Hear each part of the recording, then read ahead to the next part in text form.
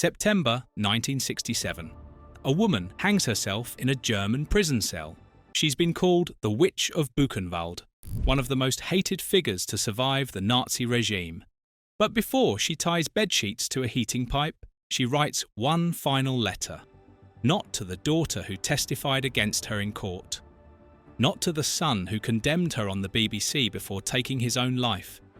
She writes to Uwe, the child she gave birth to in prison. The one who didn't know she was his mother until he was 19 years old, and the one who would spend the rest of his life trying to prove she was innocent. This is the story of what happened to Ilse Koch's children, and why the one who had the best chance to escape became the most trapped. Inside the Commandant's villa. Before we can understand what happened to the children, we need to understand what they grew up inside. Ilse Koch lived in the Commandant's villa at Buchenwald with her husband Karl-Otto and their 3 children, Artwin, Gisela and Gudrun. But this wasn't a normal family home. It sat on the edge of a concentration camp. The children played in gardens within sight of barbed wire. Their mother rode horses past prisoner work details, her riding crop in hand, while inmates in striped uniforms laboured just yards away. The family ate well. Fresh meat, vegetables, luxuries unavailable to ordinary Germans during wartime, while thousands starved within earshot of their dinner table. Gudrun, the youngest, died in infancy in February 1941. She never had to carry the weight of the Koch name, but Artwin and Gisela grew up surrounded by death they were trained not to see. They learned to treat the camp as background noise, the prisoners as something less than human. This was their normal. The villa had a swimming pool. It had servants, prisoners assigned to domestic work. It had everything a powerful Nazi family could want. What it didn't have was any barrier between childhood innocence and industrial murder. That proximity to horror would define everything that followed, every choice each surviving child would eventually make. Executed by his own side. You might assume Karl-Otto Koch died when the Allies arrived. The Americans liberated Buchenwald in April 1945. And it would make sense for the Commandant to fall in those final chaotic days. But that's not what happened. The SS killed him first. On April 5th, 1945, exactly 1 week before American troops reached the camp, Karl-Otto Koch faced a firing squad of his own men. His crime wasn't running a concentration camp. It wasn't the thousands of deaths he oversaw. It was corruption. He'd been skimming funds from the camp's operations, pocketing money that was supposed to flow to Berlin. Worse, he'd started eliminating witnesses, murdering prisoners, and even SS personnel who knew too much about his schemes. The Nazi hierarchy could tolerate mass murder. What they couldn't tolerate was stealing from them. Karl-Otto's last words were directed at his executioners. "Boys, shoot well!" His body was burned in the same crematorium that had incinerated thousands of his victims. The children's father was killed by Nazis for being too corrupt even by Nazi standards. But the father's death was just the beginning. The mother's fate would spark an international firestorm. And if you're interested in how the families of Nazi perpetrators dealt with their inheritance, subscribe, because we're covering more of these untold aftermath stories. The sentence that enraged America. Ilse Koch was arrested in June 1945 when a former Buchenwald inmate recognized her on a street in Ludwigsburg. She was tried at Dachau in 1947 alongside 30 other Buchenwald defendants. The evidence was damning. Testimony from survivors who described her cruelty, her habit of selecting prisoners for punishment based on whims, her treatment of human beings as objects for her amusement. The verdict came in August 1947. Life imprisonment. Then something happened that triggered riots in American cities. General Lucius Clay, the military governor of occupied Germany, reduced her sentence to 4 years. The stated reason?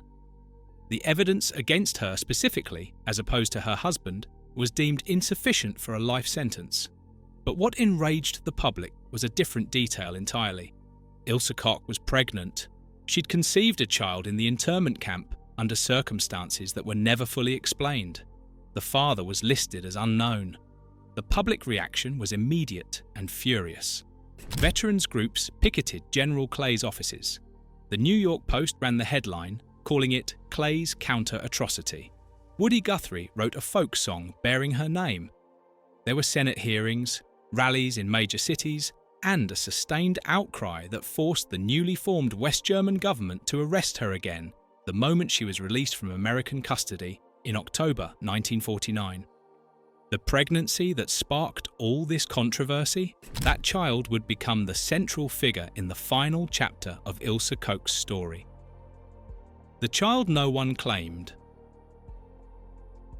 Uwe Köhler was born in October 1947 at Landsberg prison, the same facility where Hitler had written Mein Kampf 2 decades earlier. His father was officially listed as unknown, though records suggest he was likely a fellow German internee named Fritz Schäffer. The circumstances were described in prison documents as murky. No one pursued the question too hard. No one wanted to claim this child. Within hours of birth, Uwe was taken from his mother and placed with a Bavarian foster family. He would grow up knowing nothing about who he was. His foster parents gave him their surname, Köhler, and raised him as their own. The name Koch never entered his vocabulary. Meanwhile, his older siblings were scattered. Their mother was imprisoned, their father dead, their family name synonymous with atrocity. Artwin and Gisela had to navigate a post-war Germany that remembered exactly who the Kochs were. They had their memories of the villa, of the camp, of their parents. Uwe had nothing but a birth certificate with a name that meant nothing to an 8-year-old in 1955. That ignorance would shape everything that followed. The son who couldn't survive. Artwin Koch, the eldest son, took the most dramatic public stance against his mother. As a young man, he gave interviews to the BBC explicitly condemning her war crimes. He said he was ashamed of her actions, using that word deliberately, understanding its weight. He seemed to be building an identity defined entirely by rejection, by separation from everything his parents had represented. For a while, it looked like it might work. He was young. Germany was rebuilding. Plenty of people wanted to move forward, not backward. If anyone could escape the Koch name through sheer force of public disavowal, it should have been Artwin. But psychological wounds don't heal just because you denounce them publicly. The memories didn't disappear. The knowledge of what had happened in that villa, what his mother had done, what his father had been executed for, none of it could be unsaid or unknown. He carried it every day. In 1964, at age 26, Artwin Koch killed himself. It happened 9 months before his mother would hang herself in that same prison system. The son who condemned her loudest couldn't survive the weight of her name. Public rejection wasn't enough to escape. The trauma ran deeper than any statement could reach. The daughter who escaped. The middle child, Gisela, found another way. When West German authorities put Ilse Koch on trial again in November 1950, Gisela appeared as a witness. Not for the defence, for the prosecution. She testified against her own mother, providing details about life in the villa, about what she had seen and heard. She was 16 years old. Then she systematically erased every connection to the Koch name. She earned a business degree. She became a banker, successful, respected, utterly unremarkable in the best possible way. She married a man whose surname happened to be Koch, no relation, which meant she could keep a common name without carrying its history. She raised 2 children far from their grandmother's shadow, in a Germany that was rapidly forgetting what it didn't want to remember. In 1984, Gisela founded a charitable organisation supporting women. She served as its chairman for over a decade. When she died in November 2018 at age 76, her obituary in Bremen focused on her philanthropy, her banking career, her community service. The word Buchenwald appeared nowhere. Gisela proved it was possible to escape, but the price was absolute betrayal, standing in a courtroom and helping to condemn the woman who gave birth to her. Most people would call that justice. But it's worth noting that it required her to become a witness against her own mother before she could become anyone else. The boy who didn't know. Uwe Köhler grew up in his foster home knowing nothing about his biological parents. When he was 8 years old, he spotted his mother's name on his birth certificate. The name meant nothing to him, just words on a document. Why would a child in 1955 connect Ilse Koch to anything? The war had ended a decade ago. He had other things to worry about. It wasn't until 1966, when Uwe was 19 years old, that he picked up a newspaper and saw a headline, "No Pardon for Koch." The article was about a woman in Eichach prison, an aging inmate who had repeatedly petitioned for clemency and been denied. The papers called her the Witch of Buchenwald. They recounted her crimes, her trials, her notoriety, and Uwe recognized the name. That Christmas, he visited Eichach Women's Prison for the first time. He later described the experience as a creepy feeling. He had just met a woman the entire world considered a monster. He had looked into her eyes and seen, what? His mother, a stranger, a myth made flesh. Unlike Artwin and Gisela, who had grown up in that villa with all its horrors, Uwe came to his mother's story as an outsider. All he had was her word, and she had decades to prepare her case. The final victim. Uwe began visiting his mother monthly at Eichach prison. During those visits, Ilse told him everything he wanted to hear. The prosecution was lying. The accusations were fabrications invented by what she called damned liberal American courts. The famous allegations about lampshades made from human skin, never proven. And she was quick to point out that US Army lawyers had admitted the evidence was inconclusive. The cruelty, the sadism, the selection of prisoners for punishment, all invented by people who wanted to destroy her. Uwe believed her. He had no competing memories. He had no childhood in the villa to contradict her version of events. He had only a mother who seemed frail and persecuted, who wept when he visited, who told him she'd been wrongfully imprisoned for decades. What 19-year-old wouldn't want to believe his mother was innocent? After her suicide in 1967, Uwe launched a decades-long campaign to rehabilitate her reputation.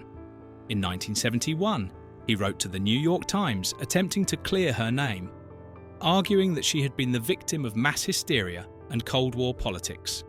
He contacted historians, journalists, anyone who might listen. Historians who studied the case later described Uwe as Ilse Koch's final victim of manipulation, a child who never knew her, raised in total ignorance, who became her most devoted defender precisely because he had no memories of who she actually was. The very circumstances that should have freed him, his separation from her at birth, his foster family, his new name, became the mechanism of his capture. The Witch's Last Letter. On September 1st, 1967, Ilse Koch hanged herself with bedsheets tied to a heating pipe in her cell at Eichach prison. She was 60 years old. She had spent 24 years in custody, first American, then German, and never once admitted guilt for anything. Her suicide note was addressed to Uwe. "There is no other way. Death for me is a release." Not to Gisela, who had testified against her and built a new life. Not to the memory of Artwin, who had condemned her and then died. To Uwe, the son who believed her, the only one who might continue carrying her version of events into the future. Prison records noted that Ilse had deteriorated mentally in her final years. She experienced delusions that concentration camp survivors would break into her cell to abuse her. She complained of phantom torments, invisible persecutors. She died believing herself a victim of vast injustice, perhaps the only role she ever truly inhabited. The note to Uwe confirmed where she had placed her final hopes. Her other children had escaped or died. Only the prison-born son remained loyal. Only he could be trusted with her legacy. 3 paths from the same shadow. The Witch of Buchenwald left behind 3 surviving children who reached adulthood. Each found a different answer to the same impossible question. How do you live with a mother like Ilse Koch? Gisela's answer was betrayal. She testified against her mother, erased her past, and built a life so thoroughly ordinary that her obituary could ignore Buchenwald entirely. It worked. She lived to 76, raised a family, founded a charity, and died respected in Bremen. The cost was standing in a courtroom and helping condemn the woman who gave her life. Artwin's answer was death. He condemned his mother publicly, declared his shame to the BBC, and tried to outrun the Koch name through explicit rejection. But the memories followed him. The knowledge of what his parents had done proved impossible to escape through words alone. He killed himself at 26. Uwe's answer was denial. Born in prison, raised by strangers, he met his mother only as an old woman claiming innocence. He had no competing memories, no childhood in the villa, nothing to contradict her carefully rehearsed defense. So he believed her. He spent decades trying to prove the impossible, that the Witch of Buchenwald was a victim, not a perpetrator. After 1971, Uwe largely disappears from the historical record. Whether he ever stopped defending his mother, whether he ever accepted what she was, remains unknown. Some questions don't have endings. What historians still debate isn't what Ilse Koch did. The evidence is overwhelming, the testimony extensive, the guilt beyond reasonable doubt. The question that lingers is whether anyone raised in the shadow of that kind of evil can truly escape it. Whether betrayal, death, or denial are the only options, or whether there's a fourth path no one has found yet. 3 children, 3 answers, none of them good. Thanks for watching History Hangover. If you found this video insightful, check out our other deep dives into the families left behind by Nazi leadership. Like this video, subscribe, and hit the bell so you don't miss our next upload.